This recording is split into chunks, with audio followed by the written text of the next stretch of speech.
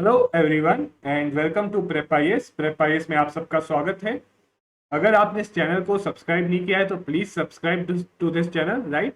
Because we have launched a free crash course. This crash course is totally free. इसकी सारी classes YouTube पे होंगी। So if you want to benefit from this crash course, अगर आपको इस crash course का benefit लेना है तो please subscribe to the channel. Also if you want the notes and quizzes on this जो भी लेक्चर्स होते हैं, तो प्लीज हमारे टेलीग्राम चैनल को भी सब्सक्राइब करिए। ये सब लिंक जो है आपको डिस्क्रिप्शन में दिया हुआ है।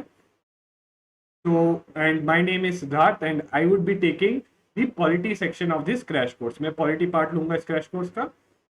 साथ ही साथ अगर आपको इस कोर्स के ड्यूरिंग दिस लेक्चर अगर कोई भी डाउट आए, इनफैक्ट इस क्रैश कोर्स में किसी भी लेक्चर में कोई भी डाउट आए, तो हर लेक्चर में डिस्क्रिप्शन में एक गूगल फॉर्म है जिसमें आप अपने डाउट्स लिख सकते हो। तो प्लीज आप अपने डाउट्स वहां लिखिए, right? And we will try to address them on Sundays, okay? And also description में एक गूगल फॉर्म है जहां you could give your suggestions और फीडबैक रिगार्डिंग दीज लेक्चर्स। तो प्लीज ऑल्सो वहां जाके आप सजेशंस और अपने फीडबैक दीजिए ताकि we can also make these lectures better, okay? ताकि हम भी इन लेक्चर्स को बेटर बना पाए ताकि आपको और बेनिफिट हो, ओके? एंड ओवरऑल देखिए, इस क्रैश कोर्स में हम बहुत कॉम्प्रिहेंसिवली जो स्टैटिक पार्ट और जो करंट अफेयर्स पार्ट है फॉर प्रीलिम्स 2020 कवर कर रहे हैं, right? So I think this crash course will be very beneficial for you, क्योंकि बस आपको सुबह और शाम बस 45 मिनट्स के अराउंड क्लास होगी इसकी, इतना आपको देना है। बाकी आप रेगुलर अपनी सेल्फ स्टडी जरूर करिए। सी, आई वुड नेवर सजेस्ट कि सेल्फ स्टडी छोड़िए, सेल्फ स्टडी तो करनी ही है, बट यस, अगर आप सुबह शाम 45 मिनट्स दे सकते हैं so certainly it will help in adding value to your study, okay? या तो आपका रिविजन होगा या कुछ नई चीजें आपको पता चलेंगी, okay? Which will again help you improve your score in prelims significantly, okay? So without any further delay, let's begin. So आज जो हम पढ़ेंगे, we are going to study about constitutional development, right?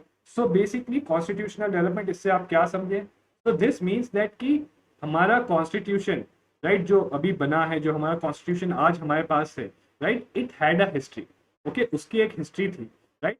All of a sudden जैसे हमारे constitution में कई कई provisions है, तो वो अचानक नहीं लाए गए, ओके? वो एक हिस्टोरिकल बैकग्राउंड था उसका, ओके? तो कि कोई प्रोविजन हमारे कॉन्स्टिट्यूशन में क्यों है अभी, वो समझने के लिए हमें उसकी हिस्ट्री देखनी पड़ेगी। सो दैट्स वाई यहाँ पर हम अपने कॉन्स्टिट्यूशन की हिस्ट्री देख रहे हैं कि कैसे जो हमारा जो पूरा कॉन्स्टिट्यूशनल सेटअप है, जो सारे प्रोविजंस है, वो किस टाइम पीरियड में हमारे हमारे उसमें कंट्री में आए, ओके? एंड मोस्टली ये जो कॉन्स्टिट्यूशनल डेवलपमेंट इंडिया का हुआ था, it was in the two centuries of British rule.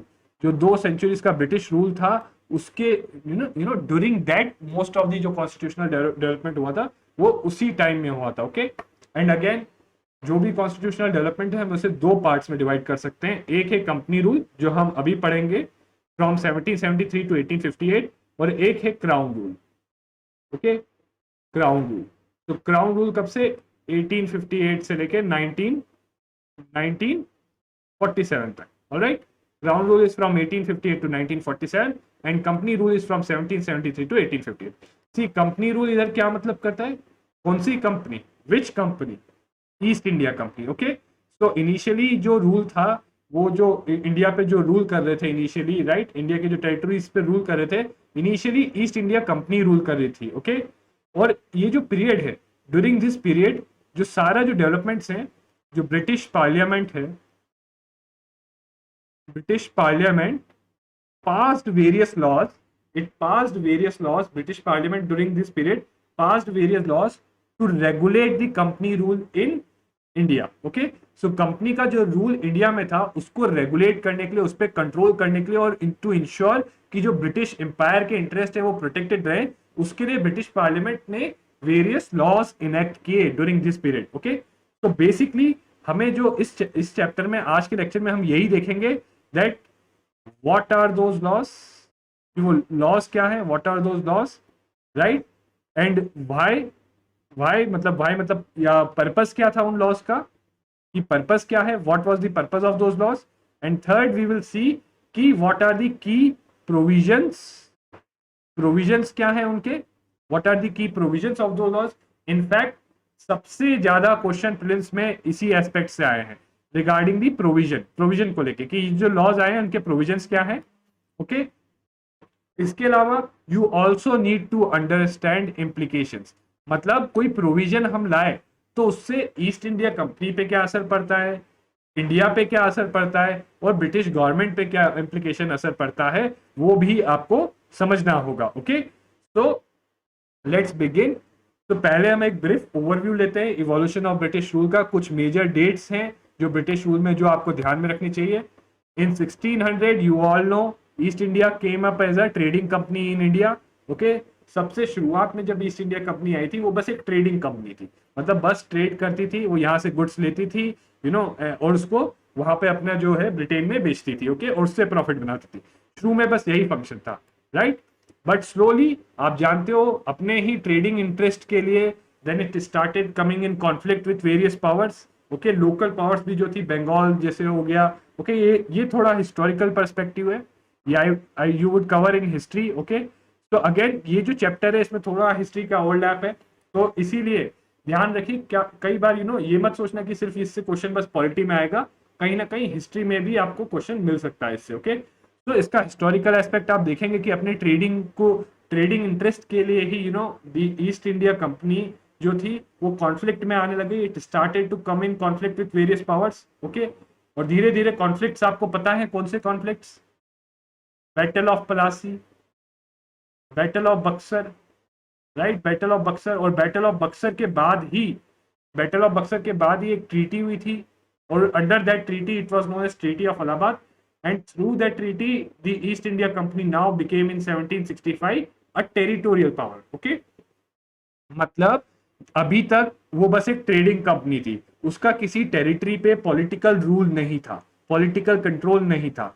But अब after 1765 it became a territorial power. उसका एक टेरिटरी पे, कौन सी टेरिटरी पे, बंगाल, बिहार और उड़ीसा की टेरिटरी पे पॉलिटिकल कंट्रोल आ गया। ओके, और पॉलिटिकल कंट्रोल आने का मतलब कैसे आया, it got the Diwani rights. Diwani rights क्या होते हैं, rights over revenue and civil justice of Bengal, Bihar, Orissa.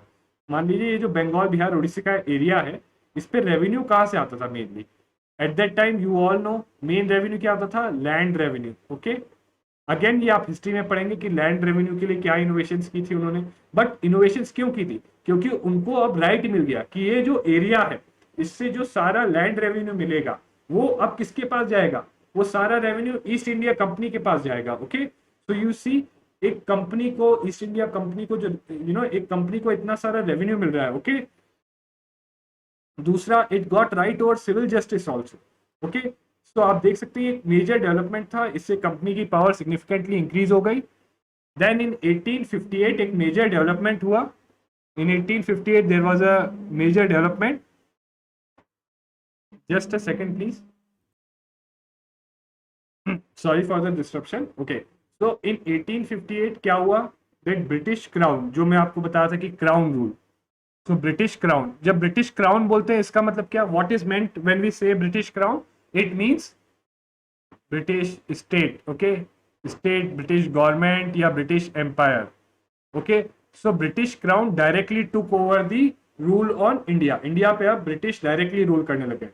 तो बिफोर 1858 क्या था, बिफोर 1858 था ईस्ट इंडिया कंपनी जो है वो रूल कर रही थी, और जो ब्रिटिश गवर्नमेंट थी वो बस उसे रेगुलेट करती थी। Okay, but after 1858 what happened, after 1858 सीधा ब्रिटिश गवर्नमेंट रूल करने लग गई। Okay, and East India Company को जो रूल था उसका कंप्लीटली, उसका कोई भी रोल नहीं है अब इंडिया को रूल करने, कंप्लीटली हटा दिया गया था। ओके, एंड अगेन आप आगे जाके ये एक ब्रीफ ओवरव्यू है, स्नैपशॉट दे रहा हूं मैं आपको, right. So, and obviously you all know on 15th August 1947 we got independence from British rule. तो आज के जो क्लास में हम कवर करेंगे वो ये कवर करेंगे, ओके, फ्रॉम 1765 टू 1858 कि कैसे जो ईस्ट इंडिया कंपनी को it got territorial powers, it got right over revenue, civil justice, and it started becoming an important power. And then why the Britishers, because they felt कि India is a important territorial position, मतलब India बड़ा important था British के लिए। Okay, it was called the jewel crown of British empire, क्योंकि जो British empire था उसको काफी पैसा आता था इंडिया के थ्रू, ओके, इंडिया से, और and it benefited a lot. So that's why to secure British interest, to ensure कि ब्रिटेन का जो इंटरेस्ट है वो सिक्योर्ड रहे, British started controlling East India company, regulating its activities, ताकि कुछ भी ईस्ट इंडिया कंपनी या तो ऐसा कुछ ना करे या ऐसा कुछ होना जिससे एडवर्सली इंपैक्ट हो ब्रिटिश एम्पायर के interest. Okay, so British empire के इंटरेस्ट को सिक्योर करने के लिए ही वेरियस एक्ट्स लाई British parliament to regulate the east India company. Okay, so overall कुछ बेसिक एक्ट्स जो आपको देखने हैं which led the foundations of the central administration. मतलब सेंट्रल एडमिनिस्ट्रेशन मतलब कि एक अब क्या किया गया, एक सेंट्रल पावर बना दी गई। ओके, जैसे आप जानते होंगे ड्यूरिंग से अगर हिस्ट्री में अगर आप पढ़ोगे, सो ड्यूरिंग मुगल रूल जो मुगल एम्परर था he was the central power. Okay, but gradually जैसे मुगल्स डिक्लाइन होने लग गए तो बहुत सारे रीजनल पावर्स आने लगी और एडमिनिस्ट्रेशन डिसेंट्रलाइज हो। तो अगेन ब्रिटेन ने क्या किया, see they wanted the central administration, they wanted, क्योंकि ब्रिटेन को कंट्रोल करना था ईस्ट इंडिया कंपनी को। जो ईस्ट इंडिया का कंपनी है उनका रूल अगर इंडिया में ब्रिटेन को कंट्रोल करना था, so they wanted a central entity. उनको चाहिए था कि कोई एक सेंट्रल एंटिटी हो जो पूरा ईस्ट इंडिया के कंपनी का रूल जो ब्रिटेन में है उसको ओवरसी करे। ओके, दे वांटेड दैट, ताकि फिर उनके लिए वो सिर्फ डायरेक्टली उस सेंट्रल एंटिटी के थ्रू पूरा जो ईस्ट इंडिया कंपनी का रूल है इंडिया में उसको रेगुलेट कर सकते। Okay, so that was the one of the main concern. So इसके लिए सबसे पहली चीज जो ली गई regulating act. So it was the first step taken by the British government to regulate and control the company's affairs in India. Okay, so सबसे पहला act by British Parliament to control East India Company was the Regulating Act. Okay, again अब हम आगे जाके इसके provisions देखेंगे। Subsequently आया Amending Act of 1781। तो इस एक्ट में आप नाम देख सकते हो, आप इधर भी इसका नाम देखिए, क्या है नाम इसका, रेगुलेटिंग, राइट। तो इसका इंटेंट पर्पस क्या है, रेगुलेट करना। अमेंडिंग, तो किसको अमेंड करेगा, ये रेगुलेटिंग एक्ट। तो बेसिकली रेगुलेटिंग एक्ट में कुछ शॉर्टकमिंग्स थी, पर्टिकुलरली उसमें एक सुप्रीम कोर्ट क्रिएट किया गया था उसकी जुडिक्शन को लेके, तो उन्हीं चीजों को रेक्टिफाई करने के लिए अमेंडिंग एक्ट आया। नेक्स्ट आया पिट्स इंडिया एक्ट। तो अगेन देखिए पिट्स इंडिया, पिट कौन था, William pit. William pit was prime minister of Britain. Okay, he was the prime minister of Britain, and this act was brought by British Parliament with the intent of giving supreme control over companies affairs and administration, कि British government को पूरा control मिले over जो company का affair, जो company का rule है India में उसके ऊपर ब्रिटिश गवर्नमेंट को पूरा कंट्रोल रहे। क्यों पूरा कंट्रोल रहना चाहिए, ताकि ब्रिटिश गवर्नमेंट अपने जो ब्रिटिश एम्पायर है उसके इंटरेस्ट सिक्योर कर पाए। ओके, तो अब आते हैं हम रेगुलेटिंग एक्ट पे। तो देखिए इसके कुछ की एस्पेक्ट्स आपको जिस पे क्वेश्चन बन सकते हैं प्रीलिम में, कि इसके ऐसे कौन से प्रोविजंस थे which were the provisions of regulating act of 1773 which intended to create a centralized administration, कि जो एडमिनिस्ट्रेशन को सेंट्रलाइज्ड एक सेंट्रल एंटिटी, जो जैसे मैंने आपको बताया, which intended to create a central entity, एक सेंट्रल एंटिटी फॉर पूरा जो ईस्ट इंडिया कंपनी का रूल है, जो EIC का रूल पूरा ऑल ओवर इंडिया के लिए एक सेंट्रल एंटिटी बनाने के लिए ये एक्ट लाया गया। ओके, सो इसके कौन से प्रोविजन है वो देखेंगे हम। दूसरा, how it extended the control of British government, का कंट्रोल कैसे इसने कंपनी के ऊपर क्या प्रोविजंस थे इसमें जिसके थ्रू ब्रिटिश गवर्नमेंट कंपनी को कंट्रोल कर सकती थी। और लास्ट में देखेंगे कि कुछ इश्यूज भी थे, क्योंकि इस पे भी आपको प्रीलिम्स में क्वेश्चन आ सकते हैं कि इस एक्ट के साथ क्या इश्यूज थे। ओके, सो सेंट्रलाइज्ड एडमिनिस्ट्रेशन के लिए एक एंटिटी क्रिएट की गई, governor general of Bengal, right. Governor general of Bengal plus an executive council of 4 members to assist him. Okay, so एक governor general of Bengal create किया गया प्लस 4 काउंसिलर्स ओके बनाए गए, and this was a central entity. Okay, अब ये central entity कैसे थी, क्योंकि जो बॉम्बे और मद्रास के थे वो बस सिर्फ गवर्नर कहलाए जाते थे।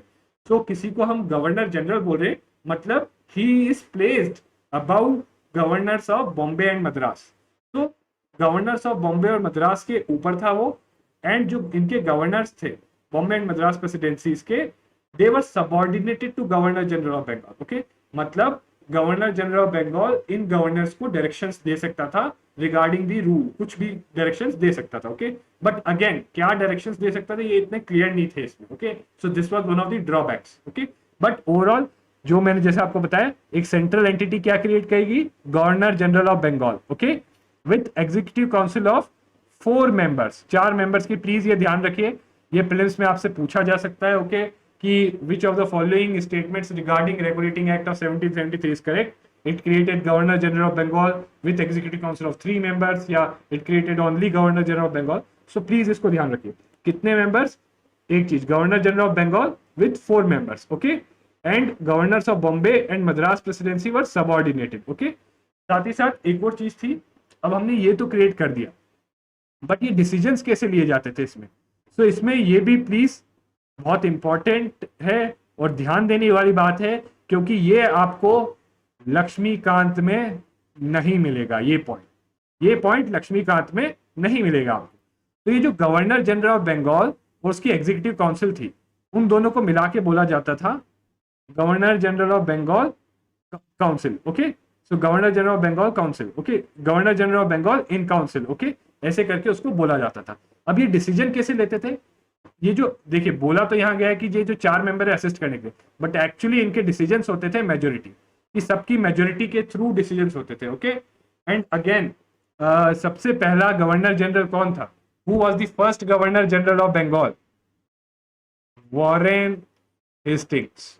सो प्लीज ध्यान रखिए इसको, Warren Hastings was the first governor general of Bengal, right. तो वॉरेन हेस्टिंग्स था प्लस 4 मेंबर्स थे. ओके, और जो डिसीजंस थे they were taken by majority, मतलब जो सब मिलके डिसीजंस लेंगे, मिलके डिसीजन लेंगे, और जो मेजोरिटी डिसीजन होगा वही लिया जाएगा, राइट. और गवर्नर जनरल के पास कास्टिंग वोट था, मतलब जब टाई होती थी, तो जब टाई हो गई मान लीजिए, उसमें कास्टिंग वोट था. ओके, गवर्नर जनरल के पास, तब वो वोट करता था. तो बेसिकली क्या हुआ था, देखिए इसका एक आपको इनफैक्ट एक इशू भी बताऊंगा. सी, वॉरेन हेस्टिंग्स गवर्नर जनरल था, बट साथ ही साथ एक और मेंबर था उसकी काउंसिल में, right. And that member what that member did for 2 years, 2 साल तक वो इसके वॉरेन हेस्टिंग्स के डिसीजंस को ओवररूल करता रहा. क्यों? क्योंकि वो जो मेंबर था, right, sir Philip Francis, I think there was Warren Hastings and next one was sir Philip Francis. Okay, so he was a counselor, he was an executive counselor. So he with support of 2 more members used to overrule Warren Hastings. क्यों? क्योंकि जो भी decisions थे वो majority से लिए जाते थे. ओके, और 2 साल तक ऐसा होता रहा, 2 साल तक. और जब इनमें से किसी एक जब एक मेंबर, जब इनमें से कोई मरा, देन अल्टीमेटली क्या हुआ, अल्टीमेटली तब 2-2 करके हो गया, डिसीजन 2-2 में डिवाइड हो गया, और तब जो एक गवर्नर जनरल ने जो है, right, used as Warren Hastings used his casting vote in that case. Okay, so again ये थोड़ा आप ध्यान में रखिए, क्योंकि ये चीज आपको लक्ष्मीकांत में नहीं मिलेगी. That's why I also told you this event related to it, ताकि आपके ध्यान में रहे कि जो ये गवर्नर जनरल ऑफ बंगाल और उसकी एग्जीक्यूटिव काउंसिल थी, वो डिसीजन कैसे लेते थे, वो मेजोरिटी बेस्ड डिसीजन होता था, और गवर्नर जनरल के पास कास्टिंग वोट था इन केस ऑफ टाई. यानी जब 2-2 हो जाते थे, तो टाई हो जाती थी, तो कास्टिंग वोट कौन डालता था, गवर्नर जनरल. ओके, लास्टली इसका एक और इंपॉर्टेंट प्रोविजन क्या था कि एक सुप्रीम कोर्ट बनाया गया in Calcutta and it was made in 1774. इसमें क्या, एक चीफ जस्टिस था. ओके, 1 चीफ जस्टिस प्लस 3 जजेस. ओके, 1 चीफ जस्टिस प्लस 3 जजेस. Okay, next regarding control over company, की कंपनी पे, ये तो आपने देख लिया एक सेंट्रलाइज्ड एडमिनिस्ट्रेशन कैसे होगा, राइट. आप आई होप यू हैव अंडरस्टूड कि कैसे इन चीजों के थ्रू एक सेंट्रलाइज्ड एडमिनिस्ट्रेशन बनाया गया. Now next regarding control over company, तो कंपनी पे कंट्रोल करने के लिए एक आ गया जो court of directors. Court of directors basically जो ईस्ट इंडिया कंपनी है ना, उसकी एक गवर्निंग बॉडी होती है. जैसे आज के टाइम में कोई कंपनी होती तो उसके बोर्ड ऑफ डायरेक्टर्स होते हैं. At that time it was called court of directors. तो ये सारे कंपनी के लिए जो है ना मेजर डिसीजंस ये कोर्ट ऑफ डायरेक्टर्स लेते हैं. This court of directors used to take all the major decisions regarding company and they were the governing body. Okay, please remember they were the governing body of the company. They used to handle all the functions of the company. Now what this act required, ये regulating act के अंदर एक provision लाया गया कि ये जो court of directors हैं they have to report, उनको अब now they have to give and report regarding their revenue, civil and military affairs in India to British government. मतलब now they have to report to British government that what they are doing in India, कि वो India में क्या कर रहे हैं इसको लेके, रिगार्डिंग की रेवेन्यू को लेके, सिविल मैटर्स को लेके या मिलिट्री को लेके क्या कर रहे हैं. अगर कोई वॉर कर रहे हैं या कहीं किसी से कॉन्फ्लिक्ट में, then they would have to inform the British government. Okay, they would have to give a report कि ये हमने कॉन्फ्लिक्ट में गए, इसमें इतने लॉस हुए हमारा, या इतना वो हुआ, ये गेन हुआ. ओके, इसी रेवेन्यू में this much is our revenue, okay, company को बताना पड़ता था ब्रिटिश गवर्नमेंट को कि हमारा रेवेन्यू इतना है, ओके।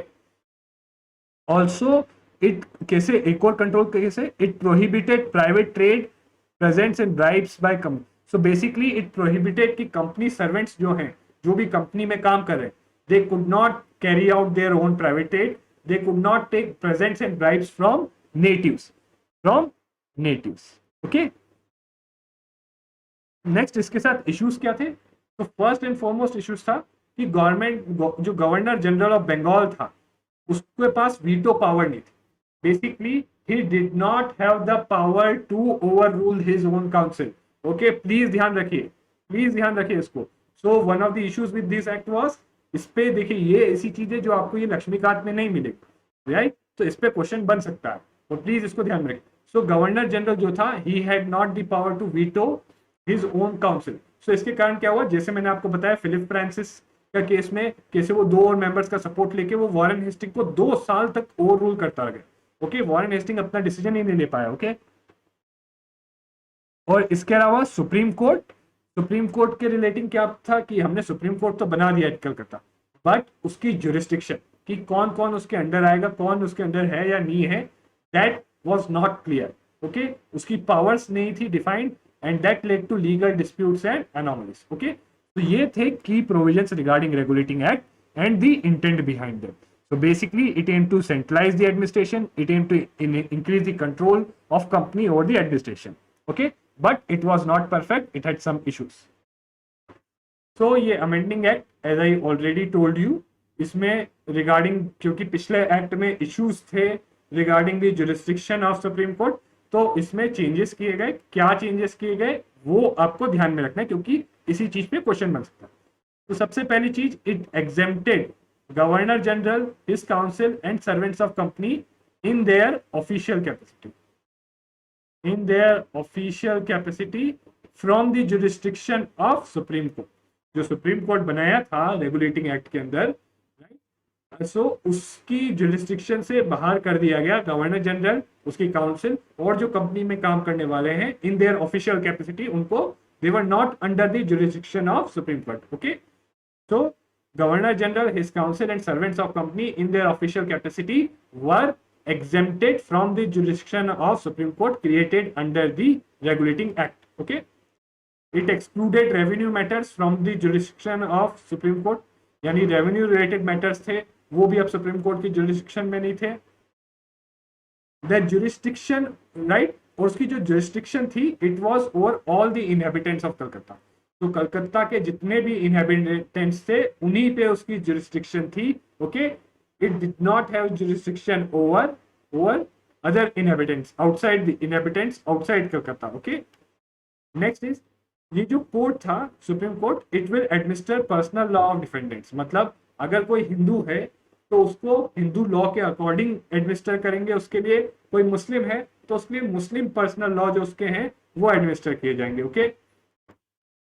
तो इस कोर्ट में, राइट, मतलब कोई कॉमन लॉ नहीं हर किसी के लिए एडमिनिस्टर किया जाता है। हिंदू के लिए हिंदू लॉ एडमिनिस्टर किया जा रहा था, और जो मुस्लिम है मुस्लिम के लिए मुस्लिम पर्सनल लॉ, ओके। जो गवर्नर जनरल इन काउंसिल था, he could frame regulations. Governor general, again ये टर्म, इसका मतलब क्या होता है governor general in council? It means governor general plus his council collectively. तो गवर्नर जनरल और उसकी काउंसिल को एक साथ मिला के बोला जाता था governor general in council, okay. Also जो प्रोविंशियल कोर्ट्स थे, प्रोविंशियल कोर्ट्स मतलब जो मद्रास प्रेसिडेंसी में थे, मद्रास में थे या बॉम्बे में थे, ये जो कोर्ट्स थे, इनसे जो अपील्स होंगी they will go to governor general in council, okay. Please, I hope आपको समझ में आ गया होगा। जब हम गवर्नर जनरल इन काउंसिल बोलते हैं तो इट डज नॉट मीन सिर्फ only governor general, but it means both governor general as well as his councillors, okay। Next important जो आता है आपका पिट्स इंडिया एक्ट। अगेन इसका पर्पस क्या था आपने पढ़ा था, to for control, supreme control, right, supreme control of the British government over EIC, East India company के ऊपर कंट्रोल करने के लिए, राइट, ईस्ट इंडिया कंपनी के ऊपर कंट्रोल करने के लिए ये एक्ट लाया गया था। तो वो कंट्रोल कैसे किया गया? There was a dual system of control, right. Dual system of control by British government and East India company. अब जो इंडिया में जो आप इसको बोल सकते हो डुअल सिस्टम ऑफ कंट्रोल और गवर्नमेंट, कई लोग इसको डुअल सिस्टम ऑफ गवर्नमेंट भी बोलते हैं। ओके, तो ये डुअल सिस्टम क्यों था? बेसिकली जो कंपनी के जो कमर्शियल और day to day, East India company के जो कमर्शियल और डे टू डे अफेयर्स थे इंडिया में, वो कौन संभाल रहा था? कंपनी के कोर्ट ऑफ डायरेक्टर्स। ओके, और जो उसके पॉलिटिकल अफेयर्स थे, पॉलिटिकल अफेयर्स मतलब किसके साथ ट्रीटी करनी है या कहाँ वॉर करना है, ओके, किसी के साथ कॉन्फ्लिक्ट को कैसे सेटल करना है, या कोई लॉ पॉलिसी रूल पॉलिसी और कोई लॉ लाना है, ओके, या कोई रूल लाना है, ये सब कौन मैनेज कर रहा था? एक नई बॉडी बनाई गई। इनको मैनेज करने के लिए एक नई बॉडी बनाई गई, board of control. So Pitt's India act 1784 made a new body called board of control. Okay, and this body oversaw all the political affairs of the east India, मतलब ईस्ट इंडिया कंपनी के जितने भी जो भी political affairs थे, अब वो उनके कोर्ट ऑफ डायरेक्टर्स से हटा के वो बोर्ड ऑफ कंट्रोल को दे दिए गए। अब ये लोग देख रहे हैं। ओके, और इसमें 6 मेंबर्स थे। It had 6 members. Okay, 6 members and mostly they were privy councillors. Okay, तो प्रिवी काउंसिलर्स कौन होते थे? Privy councillors basically important advisers होते थे, जो ब्रिटिश गवर्नमेंट के इंपॉर्टेंट एडवाइजर्स या उनके वहां जो इंपॉर्टेंट पर्सन्स होते थे, जैसे जो who were member of House of Lords या जो हाउस ऑफ कॉमन्स, वो लोग प्रिवी काउंसिलर्स होते थे। ओके, और ये जो बोर्ड ऑफ कंट्रोल है, it had also the power. इसकी और क्या पावर थी? एक तो ये पॉलिटिकल अफेयर्स देखेगा, राइट, और इसकी और क्या पावर थी? It can supervise and direct all operations of civil and military government और revenues of British possessions in India.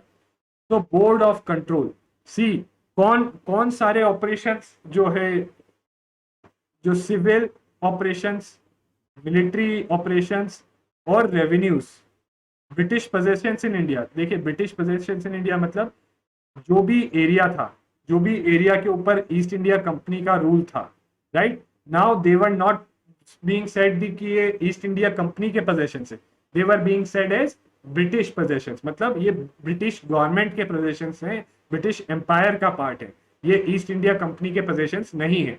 और इन पोजेशंस में, इन टेरिटरीज में, राइट, इन टेरिटरीज में जो भी सिविल, मिलिट्री और रेवेन्यू रिलेटेड चीजें हैं, सिविल, मिलिट्री और रेवेन्यू रिलेटेड चीजें, who will supervise and direct them? Board of control.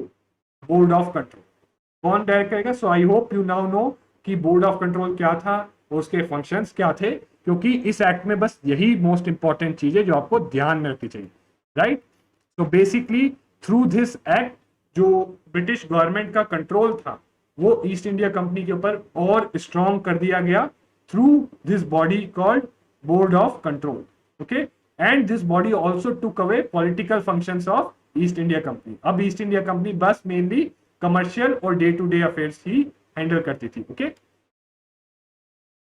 Next regarding charter acts. Okay, फिर इसके बाद कई चार्टर एक्ट्स आए। Okay, like charter act of 1793, फिर चार्टर एक्ट ऑफ 1813 और charter act of 1833 and charter act of 1853।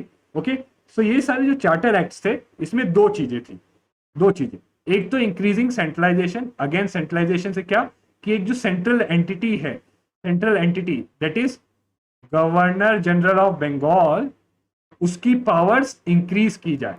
Increasing centralisation मतलब जो central entity है हमारी, सेंट्रल एंटिटी कौन है हमारी सेंट्रल एंटिटी फॉर नाउ, कि अभी ईस्ट इंडिया कंपनी की सेंट्रल एंटिटी कौन है जो पूरे ईस्ट इंडिया कंपनी के बिहाफ पे पूरा रूल कर रही है? Okay, that's governor general of Bengal. Okay, governor general of Bengal, और उसके ऊपर आते हैं court of directors and board of control. Okay, so basically ये लोग तो इंग्लैंड में थे, ये लोग कहाँ थे? कोर्ट ऑफ डायरेक्टर्स और ये बोर्ड ऑफ कंट्रोल कहाँ रहते थे? ये इंग्लैंड में रहते थे, और ये बस मेनली क्या करते थे? ओवरसी करते थे।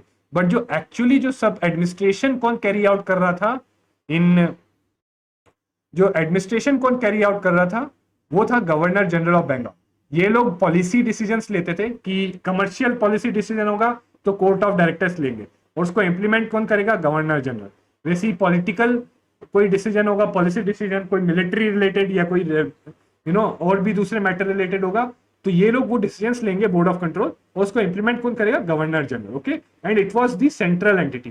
तो गवर्नर जनरल की पावर्स क्या की गई? Increase the powers. प्लीज ये थीम ध्यान में रखिए, कई बार आपको इसके थ्रू ही प्रीलिम्स में कोई ऑप्शन आप एलिमिनेट कर पाओगे। ओके, तो पहली चीज जो चार्टर एक्ट थे, दे इंक्रीज सेंट्रलाइजेशन। और दूसरी चीज obviously control over company, company पे कंट्रोल और भी इंक्रीज होता गया, कंपनी के ऊपर और ऑब्लिगेशंस लगाते गए कि आपको ये रूल्स फॉलो करने हैं, आपको ब्रिटिश गवर्नमेंट की ये बातें माननी पड़ेंगी। Okay, East India company had to now accept more and more things, more and more rules and regulations laid down by the British government and British Parliament. Okay, तो सबसे पहला था charter act of 1793, then 1813 and 1833। 1793 की अगर बात की जाए तो इसके की प्रोविजंस में क्या था? जो गवर्नर जनरल था और गवर्नर्स थे जो प्रेसिडेंसीज के, now they got the power to override their council. अगर अभी आप याद करेंगे एकदम शुरू में जब हमने गवर्नर जनरल और उसकी काउंसिल बनाई थी, when in the beginning we made governor general of Bengal and his council, at that time आप सबको पता था कि governor general did not have the veto power. Now finally he got the veto power, he could override his council. Okay, and what does this do? This leads to centralization. Okay, किसी एक entity के पास power ज्यादा आ रही है। Okay, similarly जो presidencies थे Bombay and Madras presidencies, वहां भी क्या हुआ? इन दोज प्रेसिडेंसीज भी जो गवर्नर्स थे उनके पास पावर्स आ रही कि वो अपनी काउंसिल्स को ओवरराइड कर सकते। ओके, ऑल्सो गवर्नर जनरल जो था उसके पास he had more powers and control now over subordinated presidencies, यानी जो गवर्नर जनरल है of Bengal, he got more powers and control over the presidencies, governors of presidency of Bombay and Madras. Okay, तो वो बॉम्बे और मद्रास प्रेसिडेंसीज के गवर्नर्स को कई ऑर्डर्स दे सकता था, उनके ऊपर कंट्रोल और ज्यादा बढ़ गया। ओके, गवर्नर जनरल का। Next, it extended the trade monopoly of company in India for 20 years. तो बेसिकली जो ईस्ट इंडिया कंपनी थी उसके पास मोनोपोली थी, इट हैड दी मोनोपोली। जब वो 1600 में आया इंडिया, 1600 में आई ईस्ट इंडिया कंपनी इंडिया में, then at that time it had monopoly कि ओनली ईस्ट इंडिया कंपनी की, ब्रिटेन में सारी कंपनीज में से सिर्फ ईस्ट इंडिया कंपनी ही इंडिया के साथ ट्रेड करेगी और कोई कंपनी नहीं करेगी। This was the monopoly of east India company. So उसकी monopoly was extended for 20 years. Okay, and it also clearly stated that जो कंपनी के जो भी पॉलिटिकल फंक्शन, अभी जो भी बचे कुछ मान लीजिए डे टू डे अफेयर्स में कुछ पॉलिटिकल फंक्शंस कर रहे, तो they were on the behalf of British government, क्योंकि ऑलरेडी हमने पिट्स इंडिया एक्ट में क्या कहा है कि कंपनी को मेनली अब कमर्शियल और डे टू डे अफेयर्स में ही फोकस करना है, जो भी पॉलिटिकल फंक्शंस है वो बोर्ड ऑफ कंट्रोल करेगा। ओके, राइट, सो कंपनी के जो भी पॉलिटिकल फंक्शंस है that company was performing on behalf of British government, right. So company was no longer a political power. Okay, it was no longer a political power. In the Charter Act of 1813, what happened? The trade monopoly, जिसकी हम अभी बात कर रहे थे, ये trade monopoly abolish कर दी गई। अगेन क्यों अबॉलिश की गई तो ये आपको हिस्ट्री में पता चलेगा। ओके, क्यों अबॉलिश की गई ये आपको हिस्ट्री में पता चलेगा, राइट। अगर मैं आपको ब्रीफली बताऊं तो ब्रीफली हुआ क्या था एट दैट टाइम, नेपोलियन था, नेपोलियन लाया था एक कॉन्टिनेंटल सिस्टम। तो इस कॉन्टिनेंटल सिस्टम के, as per this continental system, जो भी यूरोपियन कॉन्टिनेंट पे जो भी फ्रेंच अलाइज थे, they would not trade goods from Britain, मतलब ब्रिटिश गुड्स वो नहीं आने देंगे ऑन यूरोपियन कॉन्टिनेंट। ओके, क्योंकि फ्रेंच और ब्रिटिश कॉम्पिटिशन में थे तो नेपोलियन लाया कॉन्टिनेंटल सिस्टम। बट तो इसके कारण क्या हुआ, जो ब्रिटिश में कई मैन्युफैक्चरर्स थे, दूसरी भी तो कंपनीज हैं ब्रिटिश में ईस्ट इंडिया कंपनी को छोड़ के, अभी तक तो ईस्ट इंडिया कंपनी को पहले भी बोल रहे थे वो जो दूसरी कंपनीज थी ये मोनोपोली देना गलत है। नाउ अब उनके पास यूरोप में ट्रेड करने का ऑप्शन बंद हो गया due to continental system. Britain में जो ईस्ट इंडिया कंपनी को छोड़ के दूसरी और कंपनीज थी, other companies than East India company in Britain lost the option to trade with Europe because of the continental system introduced by Napoleon. And under continental system on European continent, France and its allies would not bring goods from would not be goods from Britain. Okay, so that's why जो ये companies थी दूसरी, जो manufacturers थे British के, दे pressurised, उन्होंने pressure किया, दे pressurised the British parliament कि आप ये मोनोपोली खत्म करिए, आप ये ईस्ट इंडिया कंपनी की मोनोपोली एंड कीजिए, abolish the monopoly of east India company. Okay, and again इसको थोड़ा आप डिटेल में पढ़ना चाहें तो आप जब हिस्ट्री पढ़ेंगे आपको समझ में आएगा, बट ब्रॉडली यही था. जो दूसरे मैन्युफैक्चरर्स थे, दूसरी कंपनीज थी, दे pressurised the British government to end the trade monopoly of East India Company, right? And it was ended, it was abolished, but except दो चीजों में, टी, चाय, that is tea, and trade with China. China के साथ अभी भी trade करने में मोनोपोली ईस्ट इंडिया कंपनी की थी, और टी में ट्रेड करने के लिए भी मोनोपोली ईस्ट इंडिया कंपनी की थी. Okay, next, again it asserted sovereignty of British crown over company's territories in India. Okay, तो it asserted sovereignty of British crown, मतलब कि जो ये टेरिटरीज हैं, जो कंपनी, जो ईस्ट इंडिया कंपनी का जो ये सेटअप है और जो ये रूल कर रही है इंडियन टेरिटरीज पे, it is not its own rule, but it is only ruling on behalf of British crown.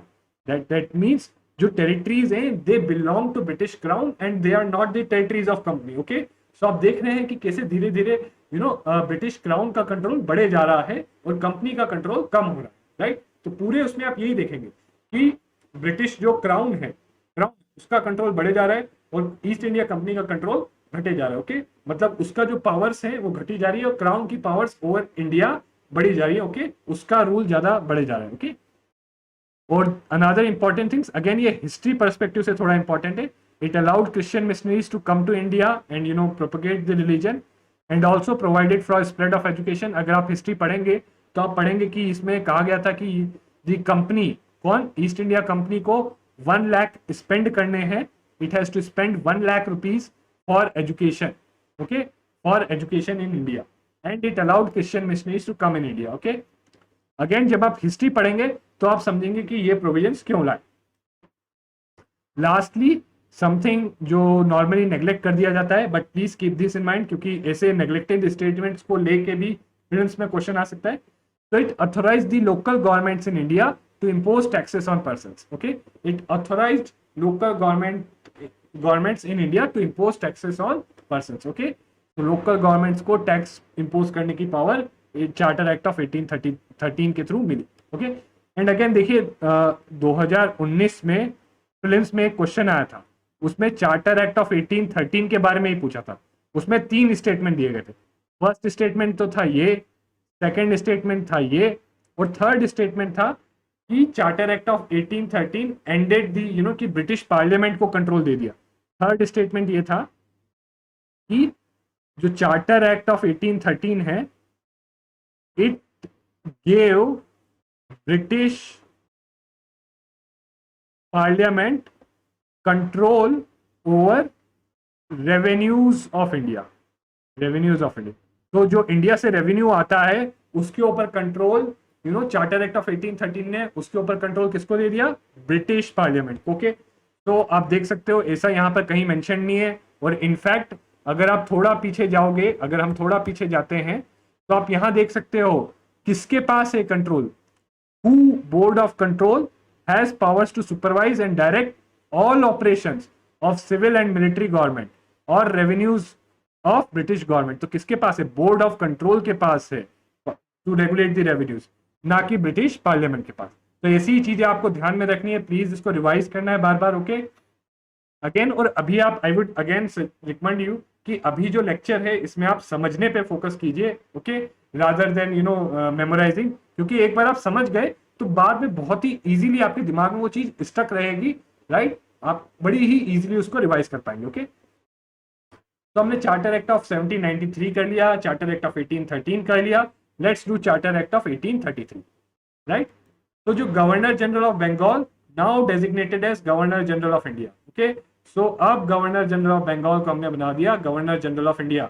Okay, so governor general of India बनाना मतलब सेंट्रलाइजेशन. पहली बार जो गवर्नमेंट थी इंडिया में, इट वॉज नाउ कॉल्ड, जो central government, it was called government of India. ये expression पहली बार यूज किया गया कब? Charter act of 1833. Please keep this in mind. First time government of India having authority over entire territorial area possessed by British in India. Okay, first time एक governor general of India create किया गया, and ये जो entity थी it has authority, ये जो entity थी it headed the government of India and it had the authority over entire territorial area possessed by the British in India. Okay, तो I hope आप ये समझ गए होंगे कि जो भी ब्रिटिश का ब्रिटिश का एरिया था इंडिया पे, उसके लिए अब एक सेंट्रल अथॉरिटी बन गई है, सेंट्रल एंटिटी बन गई है, जो मैं आपको यहाँ शुरू में बताया था, centralisation. Okay, also another important aspect जो आपको ध्यान में रखना चाहिए regarding legislative powers. Legislative power, तो अभी तक क्या था कि जो लेजिस्लेटिव पावर्स थी, एक तो गवर्नर जनरल ऑब्वियसली अपने उसके लिए बंगाल के लिए, जो अब इंडिया के लिए, वो उसके लिए तो बना सकता था, बंगाल के लिए सारा लेजिस्लेशन कर सकता था. जो मद्रास और बॉम्बे प्रेसिडेंसीज थी उनके लिए लेजिस्लेशन कौन करते थे, उनके रिस्पेक्टिव गवर्नर्स. बट अब क्या किया गया, गवर्नर जनरल ऑफ इंडिया के पास, सिर्फ गवर्नर जनरल ऑफ इंडिया के पास पावर थी that he could legislate for entire India, for entire British India including presidencies of Bombay and Madras.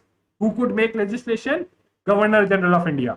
जो ये बॉम्बे और मद्रास प्रेसिडेंसीज के गवर्नर जनरल थे उनसे लेजिस्लेटिव पावर्स छीन ली गई, उनसे पावर्स ले ली गई. Okay, so legislative powers were taken away from governors of Bombay and Madras presidencies. Okay, and now only one entity, and please I am highlighting it again and again, only one entity had exclusive legislation power to legislate it for entire British India, and that was Governor General of India.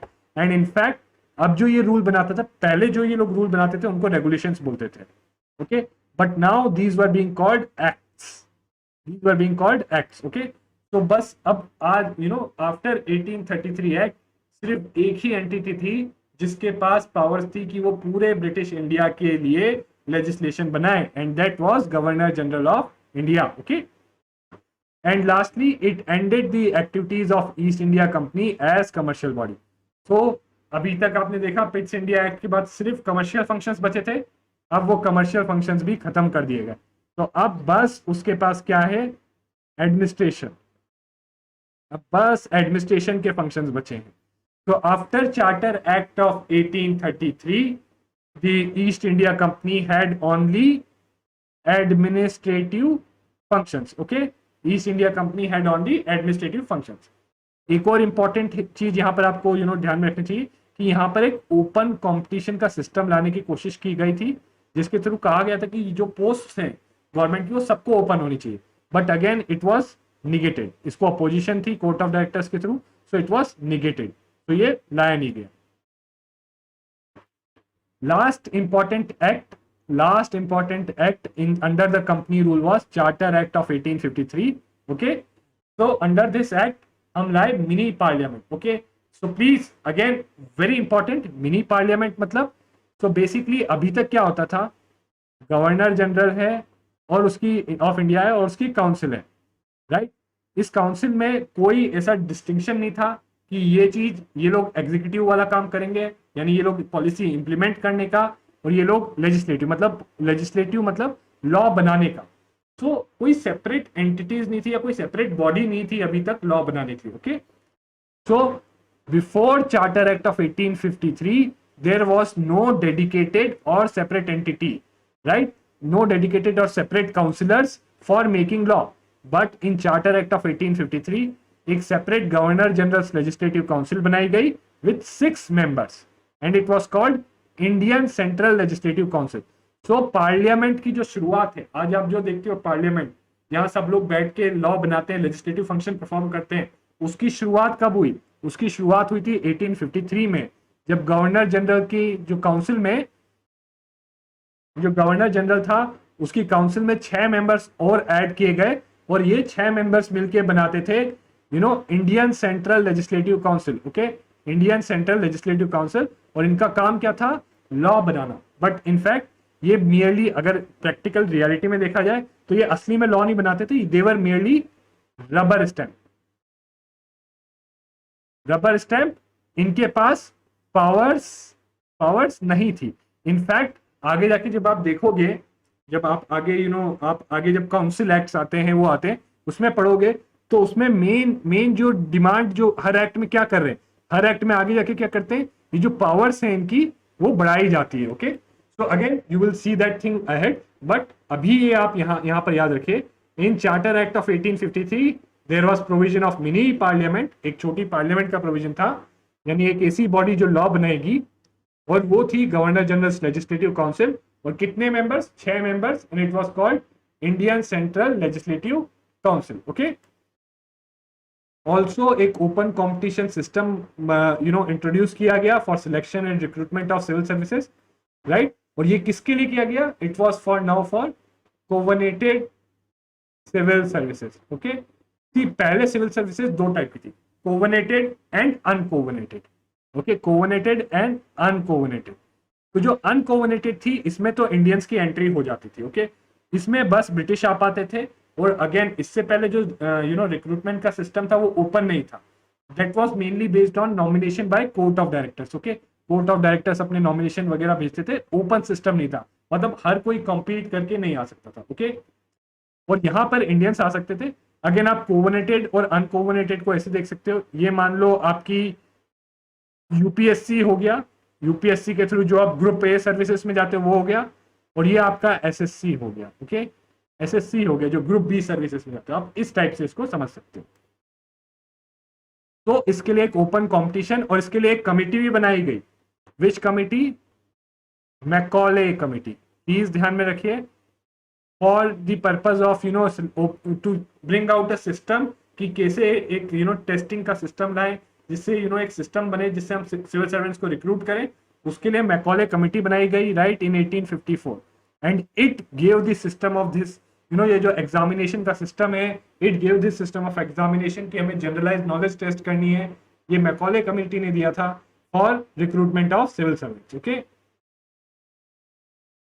Also एक और important चीज है, ये जो हमने 6 members की Indian legislative council बनाई है, ओके, इसमें लोकल रिप्रेजेंटेशन भी दिया गया। लोकल रिप्रेजेंटेशन मतलब प्रोविंसेस का, राइट, कैसे, 4 मेंबर्स थे, they were from the provincial government of Madras, Bombay and Bengal and Agra. तो 4 मेंबर्स इन प्रोविंशियल गवर्नमेंट से नॉमिनेट होके आए in this Indian central legislative council.